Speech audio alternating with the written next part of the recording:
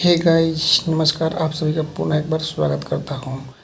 आपका अपना चैनल विकास study club में तहे दिल से स्वागत है। तो आज हम लोग एक खास टॉपिक को लेकर के आपके सामने प्रस्तुत हुए हैं, जो भौतिक विज्ञान का प्रश्न है। और ये जो क्वेश्चन आपके पास प्रस्तुत हो रहा है, इस सभी एग्ज़ाम के लिए आपके लिए महत्वपूर्ण होगा, ऑल एग्ज़ाम के लिए। और ऑल एग्ज़ाम में ये टच होगा। कारण क्या है कि इसको बहुत सारे प्रैक्टिस सेट तरह से एकत्र करके इसको के सामने प्रस्तुत किया गया है, जो आपके हर एग्ज़ाम में टचेबल होगा। और दूसरी बात है कि ये जो आपका एमसीक्यू क्वेश्चन होगा, आपको एग्ज़ाम में टच करेगा ही, चाहे एसएससी का हो, ग्रुप डी का हो या जीडी कांस्टेबल, जो भी एग्ज़ाम हो, आपको सब एग्ज़ाम में यह क्वेश्चन आपको टच करेगा तो करेगा ही, और आपके लिए बहुत ही मददगार साबित होगा। तो स्टार्ट करते हैं। और ये एमसीक्यू का जो भौतिक का है, बहुत ही महत्वपूर्ण क्वेश्चन है, और भौतिक विज्ञान का अब से आए हुए सभी प्रश्नों का अनूठा संग्रह है, क्योंकि हमने इसको एकत्र किया है बहुत सारे सेट प्रैक्टिस से निकाल करके, और इसको बनाने में काफ़ी मेहनत लगा हुआ है। तो आप सभी का प्यार है, हमें मिलेगा, उम्मीद है, और हमारी कामना है कि आप सभी का जॉब हो, सिलेक्शन हो और सफलता मिले। तो समय को न लेते हुए हम लोग स्टार्ट करते हैं। ओके, तो आपके सामने फर्स्ट क्वेश्चन मौजूद है। फर्स्ट क्वेश्चन आपके सामने मौजूद है, इसको हम लोग देखते हैं। आपको एक बात बता दें,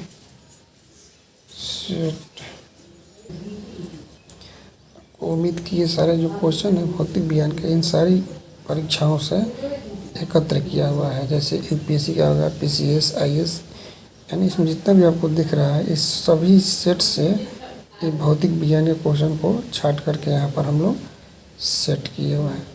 तो आपको तो समझ में आ गया होगा कि ये आपके लिए कितना खास है। काफ़ी मेहनत हुआ है, तब ये जगह सेट हमारा तैयार हुआ है। तो फर्स्ट क्वेश्चन आपके स्क्रीन पर है। क्वेश्चन फर्स्ट, कार्य का मात्रक है, यानी जो वर्क है उसका मात्रक क्या है, तो आपको बताना है। देखिए, यार अभी पूछा गया है क्वेश्चन, तो इसका सही आंसर होगा आपका ए, जूल। कार्य का मात्रक क्या होता है आपका? जूल होता है। आपको उम्मीद है कि अच्छा लगा होगा ये क्वेश्चन, और ये क्वेश्चन कई बार पूछा भी गया है। नेक्स्ट क्वेश्चन आपके स्क्रीन पर है। नेक्स्ट क्वेश्चन आपके स्क्रीन पर मौजूद है, तो उसको हम लोग देखते हैं। प्रकाश वर्ष इकाई है, तो प्रकाश वर्ष आपको पता होगा कि ये प्रकाश वर्ष है। ये जो आकाशीय पिंड होते हैं आपके, जैसे कि चांद हो गया और उसके बाद अर्थ हो गया, तो इन दोनों के बीच की जो दूरी निकाली जाती है, खगोलीय पिंड के बीच की दूरी जो निकाली जाती है, जैसे सूरज के बीच में और अर्थ के बीच में, तो ये दूरी मापने के लिए हम लोग प्रकाश वर्ष की प्रयोग करते हैं। और ये देखिए, बहुत सारे एग्जाम में आया हुआ क्वेश्चन है। तो इसमें आपका जो आंसर होगा वो आपका कौन सा होगा? ए, दूरी। किसका इकाई है? ये आपका दूरी का इकाई है। तो नेक्स्ट क्वेश्चन आपके स्क्रीन पर है। एम्पियर मात्रक है, तो जो एम्पियर आपका है, मालूम है आपको, जो इलेक्ट्रिक होता है उसको ये धारा को मापता है। किसको मापता है? ये धारा को। तो आपका इसका आंसर हो जाएगा बी, विद्युत धारा।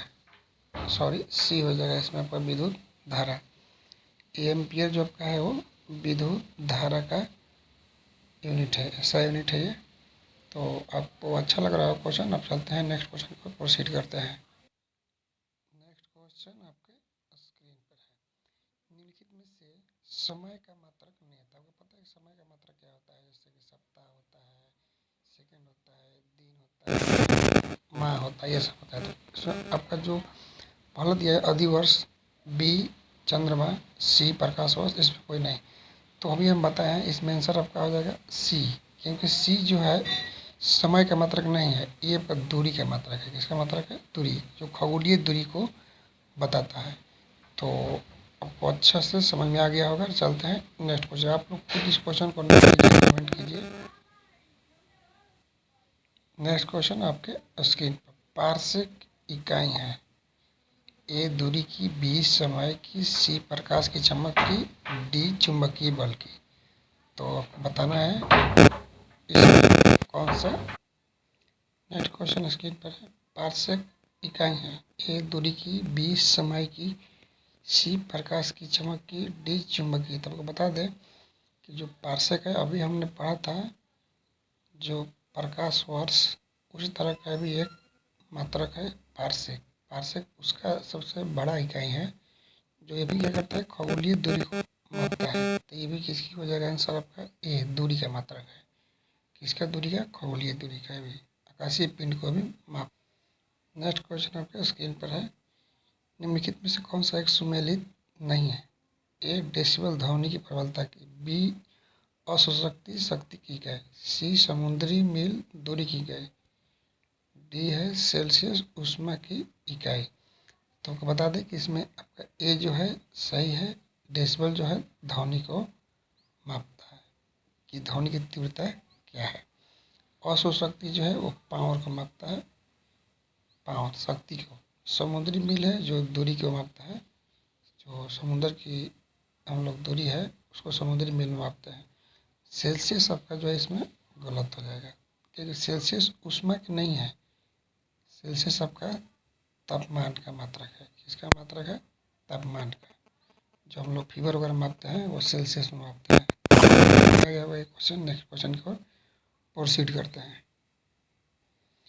नेक्स्ट क्वेश्चन आपका स्क्रीन पर। ल्यूमिन किसका मात्रक है। ए ज्योति तीव्रता का, बी ज्योति फ्लक्स का, सी ए और बी दोनों से होगा, डी इनमें से कोई नहीं। तो ल्यूमिन आपका जो मात्रक है वो ज्योति फ्लक्स का है, आपका बी हो जाएगा आंसर। कौन सा हो जाएगा, बी ज्योति फ्लक्स का आपका ल्यूमेन जो है वो मात्रक है। नेक्स्ट क्वेश्चन की ओर। क्वेश्चन स्क्रीन पर आपके। पास्कल इकाई है आर्द्रता की, दाब की, वर्षा की, तापमान की। तो आपका जो पास्कल है वो पता होगा, ये आपका दाब का मात्रक है। इसका मात्रक है दाब का। आप लोग जेसीबी वगैरह देखे होंगे, या जो डिस्क ब्रेक कहते हैं बाइक वगैरह का, तो ये पास्कल के नियम पर काम करता है। जेसीबी में हम लोग जो प्रेशर बनाते हैं तो इससे उसका कंडी उठता है और गिरता है। या आप लोग हाइड्रोलिक का नाम सुने होंगे।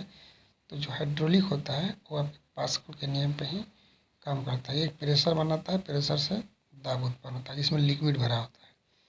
तो ये पास्कल किसका इकाई होगा, आपका दाब का। नेक्स्ट क्वेश्चन की ओर। क्वेश्चन आपके सामने है। कैंडिला मात्रक है। ए ज्योति फ्लक्स, बी ज्योति प्रभाव, सी ज्योति दाब, डी ज्योति तीव्रता। तो आपका जो कैंडेला होगा ये ज्योति तीव्रता का मात्रक है। इसमें आपका डी आंसर होगा। किसका मात्रक है ये आपका, ज्योति तीव्रता का। क्वेश्चन नंबर 10 आपके सामने है। यंग प्रत्यास्थता गुणांक का एसआई मात्रक है। ए डाइन पर सेंटीमीटर, बी न्यूटन पर मीटर, सी न्यूटन पर मीटर स्क्वायर, डी हुए मीटर पर सेकंड। तब का ये आपका यंग प्रत्यास्थता क्या है पहले समझ लेंगे हम लोग। ये जो होता है किसी भी क्षेत्र को दबाव डालना, इस क्षेत्र में हम लोग दबाव डालेंगे, वो होता है आपका यंग प्रत्यास्थता गुणांक। मान लीजिए कोई बॉल है, उसको हम इस बॉल को इधर से और इधर से दबाव डालेंगे तो ये इस तरह से हो जाता है, यानी इसमें विकार उत्पन्न हो जाता है। इसी को ये कार्य करता है। तो इसको बोलते हैं हम लोग यंग प्रत्यास्थता गुणांक। इसका जो मात्रक होगा आपका मीटर पर न्यूटन पर मीटर स्क्वायर होगा आपका, क्योंकि इसमें बल लग रहा है और बल लगने के बाद इस क्षेत्र का विकार उत्पन्न हो रहा है। तो इसमें आपका सी आंसर होगा, न्यूटन पर मीटर स्क्वायर। आपको समझ में आ गया होगा ये क्वेश्चन, और थ्योरी इसमें साथ साथ लेकर चल रहे हैं हम लोग। नेक्स्ट क्वेश्चन जो काफ़ी महत्वपूर्ण है। निम्नलिखित युगों में से भौतिक राशियों के समान विमीय सूत्र नहीं है। इसमें कौन सा ऐसा जो है जिसका विमीय जो सूत्र होता है वो समान नहीं है। ए बल एवं दाब, बी कार्य एवं ऊर्जा, सी आवेग एवं संवेग, डी भार एवं बल। तो आपका आंसर हो जाएगा इसमें ए बल, वर्क और उसके बाद दाब, प्रेशर। तो इन दोनों का जो विमीय सूत्र होता है वो आपका एक समान नहीं होता है। क्यों नहीं होता है? जो बल है, बल का जो एसआई यूनिट जो है वो अलग होता है और दाब का अलग होता है। चलते हैं नेक्स्ट क्वेश्चन की ओर, प्रोसीड करते हैं। नेक्स्ट क्वेश्चन आपके स्क्रीन पर है। अदिश राशि है, ए ऊर्जा, बी बल आघूर्ण, सी समय, डी उपयुक्त सभी। तब किसमें हो जाएगा? ऊर्जा। पहले समझते हैं अदिश है क्या। अदिश यानी भौतिक वैसी राशि हो जिसमें क्वांटिटी के साथ साथ उसकी डायरेक्शन भी हो, दिशा भी हो, उसको बोलते हैं सदिश। और जिसमें डायरेक्शन ना हो उसको बोलते हैं अदिश। तो यहाँ पर बल आघूर्ण के लिए आपको डायरेक्शन होना चाहिए, इस तरह से घूमता है। संवेग के लिए भी चाहिए डायरेक्शन, लेकिन ऊर्जा के लिए कोई डायरेक्शन नहीं होता है। क्वांटिटी तो होती है इसमें, लेकिन आपका डायरेक्शन नहीं होता। तो यहाँ पर आंसर आपका हो जाएगा ए, ऊर्जा, जो अदिश राशि होगा। अदिश भी समझ लिए और सदिश भी समझ लिए। नेक्स्ट क्वेश्चन आपके स्क्रीन पर है। निम्नलिखित में सदिश राशि आप खुद बताइए, कमेंट करें। ए वेग, बी द्रव्यमान, सी समय, डी लंबाई। तो आपका इसमें वेग होगा। आंसर कौन सा हो जाएगा? ए, क्योंकि ये सदिश राशि है। और द्रव्यमान के लिए कोई आपको डायरेक्शन की ज़रूरत नहीं होती है, समय का भी कोई नहीं और लंबाई का भी कोई डायरेक्शन नहीं होता है। ये सभी अदिश राशि है तीनों, और ये जो है आपका ये सदिश राशि है। इसको याद रखेंगे आप लोग, एग्जाम में हमेशा पूछा जाता है 1-2 क्वेश्चन। पदार्थ के संवेग और वेग के अनुपात से कौन सी भौतिक राशि प्राप्त की जाती है? ए है वेग, बी त्वरण, सी द्रव्यमान, डी बल। तो आपका इसमें आंसर हो जाएगा सी, द्रव्यमान। संवेग और वेग के अनुपात से ये राशि बनती है द्रव्यमान। आपको बता दें कि संवेग और उसके बाद वेग, ये जो दोनों है आपका द्रव्यमान पर डिपेंड करता है। आप लोग बाइक वगैरह चलाते होंगे तो पता है कि जो बुलेट होता है उसकी गति अधिक होती है। गति इसलिए ऐसी होती है कि उसका जो वेट होता है अधिक होगा। जितना वेट अधिक होगा उसका स्पीड अधिक होता है, क्योंकि ये संवेग और वेग दोनों किस पर? द्रव्यमान पर डिपेंड करता है। ये दोनों एक दूसरे के आनुपातिक है। तो चलते हैं नेक्स्ट क्वेश्चन की ओर। शून्य में स्वतंत्र रूप से गिरने वाली वस्तु की आगे इसमें क्या होती है बताना है। ए समान गति होती है, बी समान वेग होता है, सी समान त्वरण होता है, डी समान बल होता है। तो इसमें समान त्वरण होता है, इसका समझ लेंगे। मान लीजिए कहीं भैकम है, भैकम में आप लोग कितना हो, बड़ा सामान हो या छोटा सामान हो, उसको आप गिराएंगे तो उसमें आपका उसका कोई भी प्रतिरोध नहीं होगा, क्योंकि उसमें हवा नहीं है, शून्य है। तो वहाँ पर दोनों वस्तुओं का विरोध करने वाला कोई भी चीज़ नहीं रहता है। तो वहाँ पर क्या होता है कि इन दोनों राशियों का, एक बड़ा है एक छोटा है, तो इन दोनों का जो त्वरण होगा आपका, एक्सेलरेशन, वो आपका एक समान रहेगा। इसमें कोई डिफरेंट नहीं होगा। इसका एक्सेलरेशन का जो होता है मात्रा मीटर पर सेकेंड स्क्वायर होता है, आपको पता है। तो ये इसमें समान होगा, वस्तु कितना हो, बड़ा छोटा हो, लेकिन शून्य रहेगा तो उसका त्वरण क्या होगा? एक समान होगा। ये ख्याल रखेंगे आप लोग, बहुत बार क्वेश्चन पूछा गया है। नेक्स्ट क्वेश्चन आपके स्क्रीन पर है, दिया हुआ है यहाँ पर नेक्स्ट क्वेश्चन में कि जब 2 केजी वाले द्रव्यमान पर 5 न्यूटन का बल लगाया जाता है तो उत्पन्न होने वाला त्वरण होगा। तो हमें, ये न्यूमेरिकल है, एक फिजिक्स का न्यूमेरिकल है, बहुत अच्छा न्यूमेरिकल है। तो हम पहले इसको एक फार्मूला का यूज करेंगे तब इसमें त्वरण निकालेंगे। तो हमें पता है कि फोर्स बराबर होता है ma, मास उसका होता है, और एक्सेलरेशन।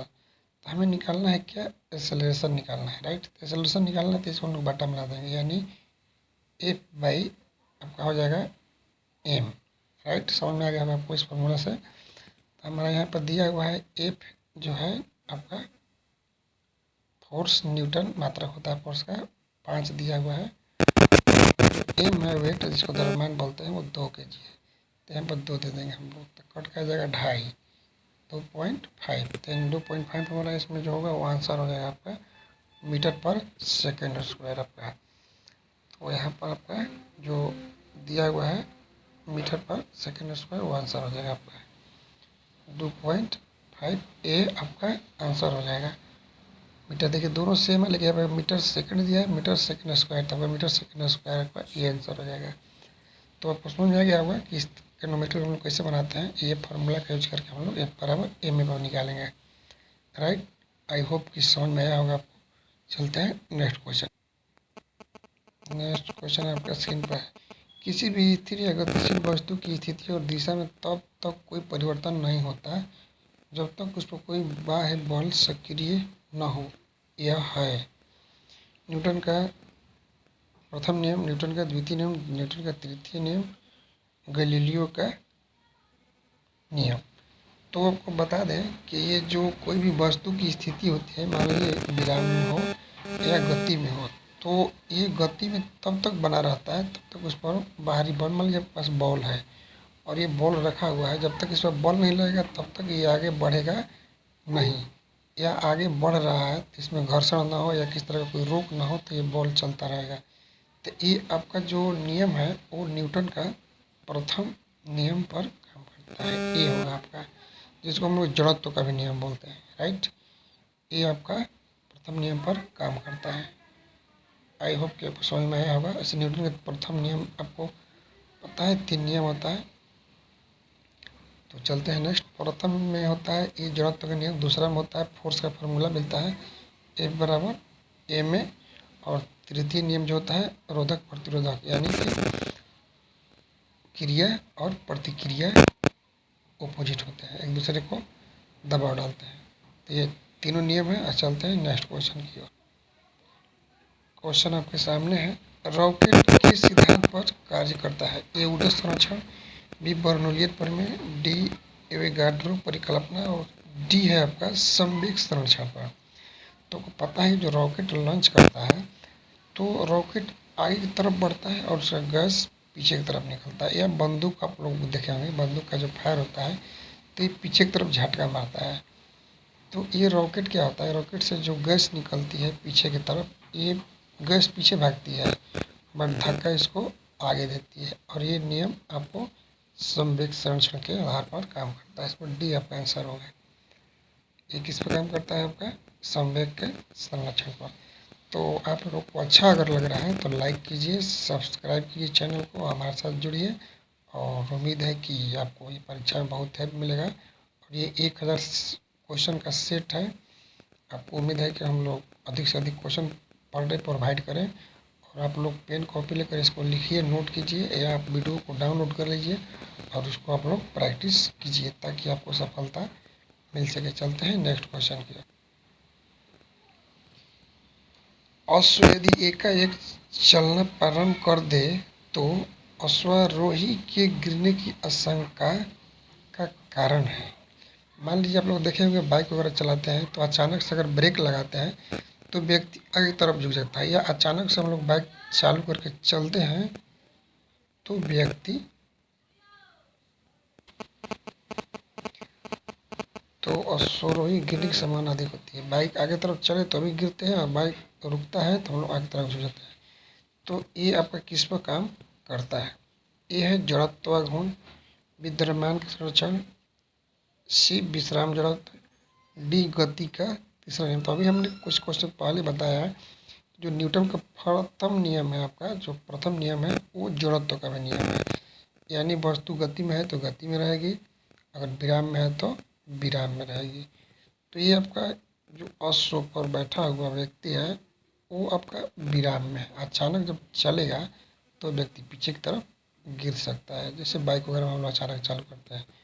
तो ये आपका जड़त्व है, लेकिन कौन सा जड़त्व है, विश्राम जड़त्व। आपका सी आंसर हो जाएगा। विश्राम जड़त्व के नियम पर ये कार्य करता है।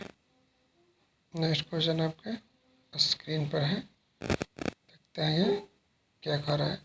चलती हुई बस जब अचानक ब्रेक लगाती है तो बैठे हुए यात्री आगे की दिशा में गिरते हैं। इसको किसके द्वारा समझा जा सकता है। ये है सापेक्षता का सिद्धांत, बी न्यूटन का पहला नियम, सी न्यूटन का दूसरा नियम, डी न्यूटन का तीसरा नियम। तो ये भी आपको पता है, देख कर लगा होगा पिछले क्वेश्चन के भी जड़त्व है। क्या आपका ये जड़त्व है, जड़त्व है जो आपका किस पर काम करता है, प्रथम नियम पर। आपका न्यूटन का प्रथम नियम पर ये काम करता है। आपका आंसर हो जाएगा बी न्यूटन का पहला नियम पर। तो इससे हम लोग क्वेश्चन बहुत सारा बना लिए। इस तरह का अगर क्वेश्चन आता है तो आपको छूटना एग्जाम में नहीं चाहिए, क्योंकि हम लोग क्वेश्चन के ऑप्शन के साथ साथ एक्सप्लेनेशन भी दे रहे हैं ताकि आपको विशेष समझ में आ जाए। अगर आप लोग को रिक्वेस्ट रहेगा, अगर आप लोग चाहेंगे तो हम फिजिक्स का अलग से क्लास देंगे, जो उसका टॉपिक वाइज क्लास होगा और एक्सप्लेनेशन वाला क्लास होगा, थ्योरी मिलेगा। अगर आप लोग रिक्वेस्ट करते हैं, जितने भी लोग अधिक कमेंट करेंगे कि ये सच क्लास चाहिए, तो हम उसको बहुत जल्द स्टार्ट करेंगे। नेक्स्ट क्वेश्चन आपके स्क्रीन पर, बल का गुणनफल है द्रव्यमान और वेग का, बी द्रव्यमान और त्वरण का, सी भार और वेग का, डी भार और त्वरण का। आपको पता है कि जो बल होता है F बराबर होता है m इंटू ए, द्रव्यमान और त्वरण का। इस फॉर्मूला से ये आंसर मिल जाएगा द्रव्यमान और त्वरण का। बी आंसर होगा आपका, द्रव्यमान और त्वरण, फॉर्मूला से इसका आंसर मिल। नेक्स्ट क्वेश्चन आपके स्क्रीन पर है, शरीर का वजन पृथ्वी की सतह पर सभी जगह एक समान होता है, बी ध्रुवों पर अधिकतम होता है, सी विषुवत रेखा पर अधिकतम होता है, डी मैदानों की तुलना में पहाड़ियों पर अधिक होता है।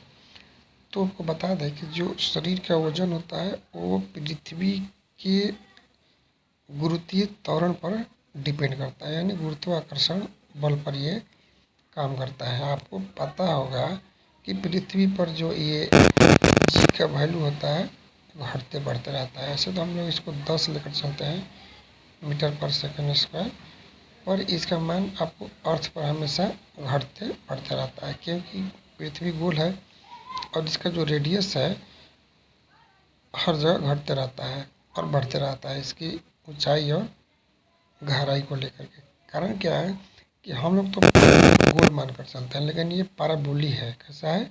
पैराबोलिक, इस तरह से अंडा का शेप का है। तो आपको पता होगा रेडियस यहाँ पर कम हो जाएगा और यहाँ पर अधिक हो जाएगा। तो जी का मान में से क्या होता है? घटते और बढ़ते रहता है। हमने 10 बताया, लेकिन अब पढ़ना है कितना? 9.8।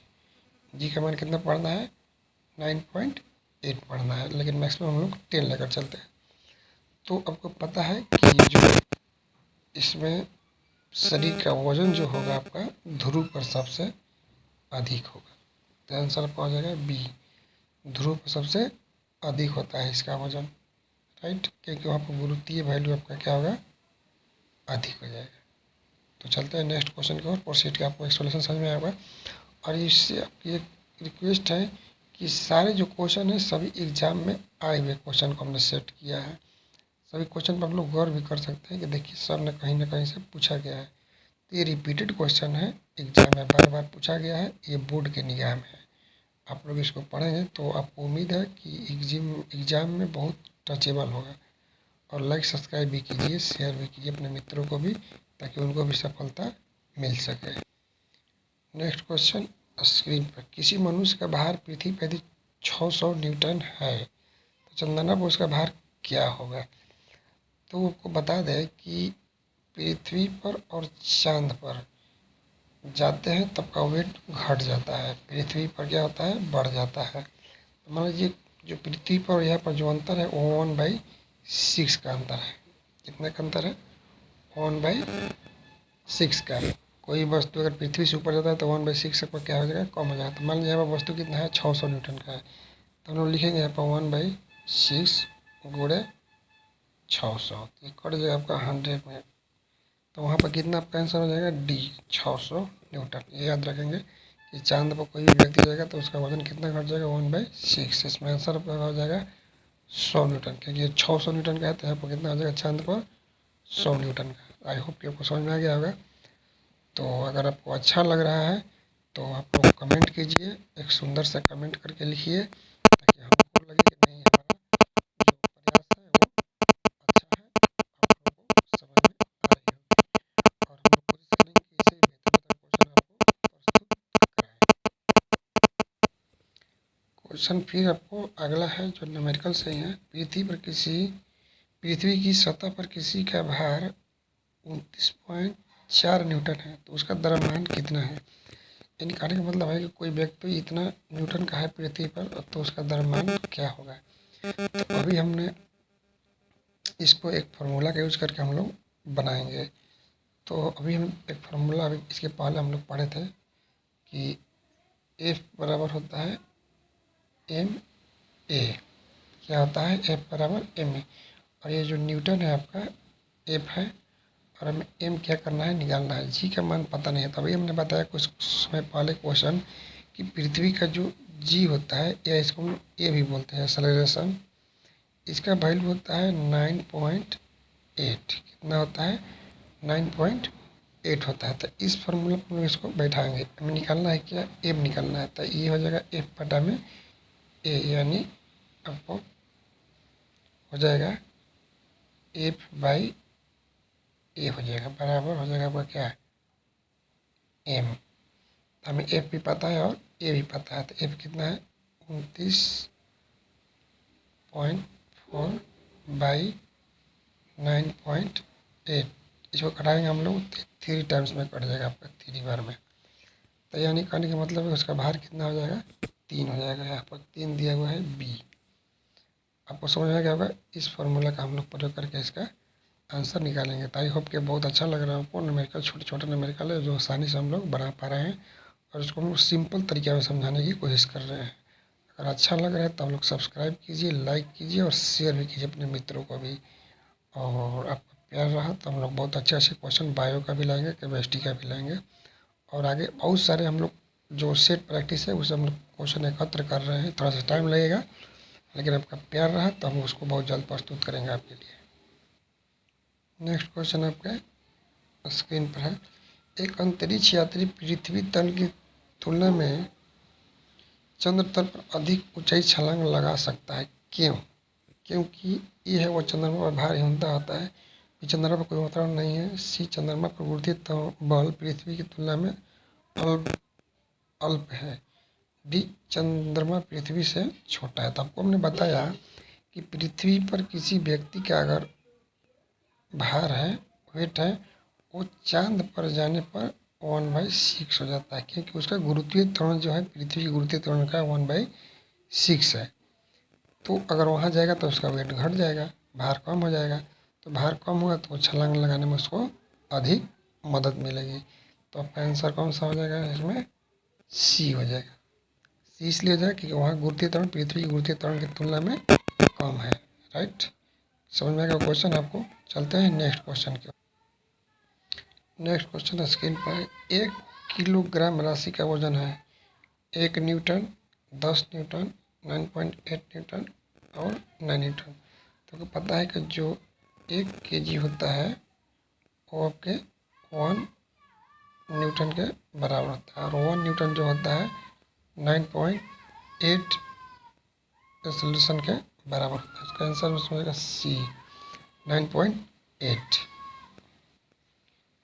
नेक्स्ट क्वेश्चन आपके स्क्रीन पर है। जड़त्व गुण और कोणीय त्वरण का गुणनफल होता है ए बल, बी टॉर्क, सी कार्य, डी कोणीय संवेग। तो आपका टॉर्क होगा। इसमें इन दोनों का गुणनफल कितना क्या होता है? टॉर्क होता है। चलते हैं नेक्स्ट क्वेश्चन की ओर। क्वेश्चन आपके स्क्रीन पर है। जल के आयतन में क्या परिवर्तन होगा यदि तापमान 9 डिग्री से गिराकर 3 डिग्री सेल्सियस कर दिया जाता है? ए, आयतन में कोई परिवर्तन नहीं होगा। बी, आयतन पहले बढ़ेगा बाद में घटेगा। सी, आयतन पहले घटेगा और बाद में बढ़ेगा। डी, पानी जम जाएगा। तो पता है कि पानी की एक अलग तरह का एक गुण होता है जो पानी के अंदर पाया जाता है। हमको पता है कि पानी के आप लोग गर्म करेंगे शुरुआती तापमान में, तो उसका जो पहले वाला जो गर्म करने का प्रक्रिया है, ठंडा और गर्म करने का प्रक्रिया में दोनों अंतर है। तो अगर हम उसको जब तो इस दरमियान में क्या होता है कि पानी का जो आयतन है पहले घटता है और बाद में क्या होता है? बढ़ता है। लेकिन और सारी वस्तुओं के साथ ऐसा नहीं होता है, पहले बढ़ेगा फिर बाद में घटेगा। लेकिन पानी के साथ उल्टा होता है, पहले घटने लगता है फिर बाद में बढ़ने लगता है। और उसके बाद इसको पता होगा आपको कि पानी जब जमता है तो उसकी आयतन जो है बढ़ जाती है, वो बर्फ़ बनता है तो बड़। इसीलिए आपको पता होगा ठंडा के टाइम में जो पाइप में पानी होता है वो पाइप को फाड़ देता है, क्योंकि इसका आयतन बढ़ जाता है। बढ़ने से इस पाइप पर दबाव बन जाता है। तो आई होप कि आपको क्वेश्चन क्लियर हो गया होगा। चलते हैं नेक्स्ट। नेक्स्ट क्वेश्चन आपके स्क्रीन पर है। एक बीकर में पानी पर बर्फ़ तैर रही है। जब बर्फ पूर्णतः पिघल जाएगी तो बीकर में पानी का तल ए बढ़ जाएगा, बी घट जाएगा, सी उतना ही रहेगा, डी पहले पहले बढ़ेगा बाद में घटेगा। आपको बताएं हैं अभी जस्ट हमने पिछला क्वेश्चन में, जब पानी जमता है तो उसकी आयतन क्या होता है, बढ़ जाता है। तो आयतन जब बढ़ेगा तब बीकर में स्पेस ले लेगा, अपना पानी को ज़्यादा स्पेस लेगा।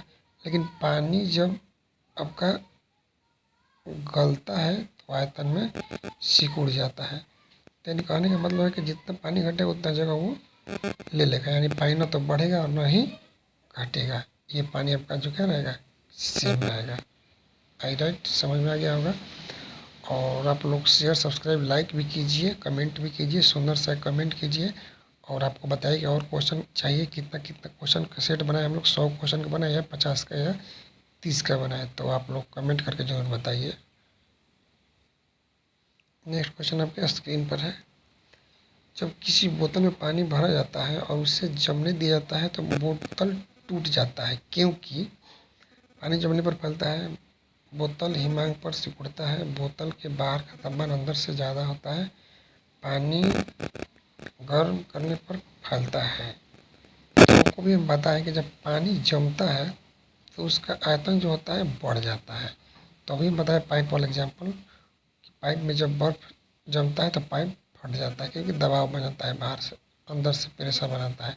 तो बोतल में भी जब पानी रहेगा उसको हम जमाएंगे तो ये आपका बर्फ़ आयतन बड़ा हो जाएगा, जो पाइप या बोतल पर दबाव डाल के बर्फ फाड़ सकता है। पानी जमने पर फैलता, आपका आंसर ये हो जाएगा। आई होप कि आपको समझ में आया होगा और सभी को बहुत अच्छा भी लगा होगा। और उम्मीद करते हैं कि आगे से क्वेश्चन आपको हम लोग इसका शेष भाग आपके सामने हम प्रस्तुत करेंगे बहुत ही जल्द। और आई होप कि सभी को अच्छा लगा होगा और उम्मीद है कि आप सभी इस क्वेश्चन से सहमत भी होंगे। और ये काफ़ी मेहनत करने के बाद हम लोग क्वेश्चन को एकत्र किए हैं। सारा क्वेश्चन कहीं ना कहीं से सेट से उठा करके आपके पास रखा गया है।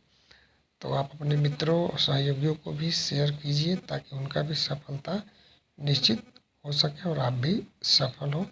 तो हमारी कामना है कि आप सफल हो और आपको भगवान सफल बनाए। तो आप सभी मित्रों को लव यू। एक बार सबको मेरा दिल से शुक्रिया है। और चलते चलते एक बार करेंगे कि शेयर सब्सक्राइब और लाइक ज़रूर कर दीजिए। इसका नेक्स्ट जो सेट है भाग आपको आगे मिलेगा। ये सेट 1 था और सेकंड बहुत ही जल्द। तब तक के लिए धन्यवाद।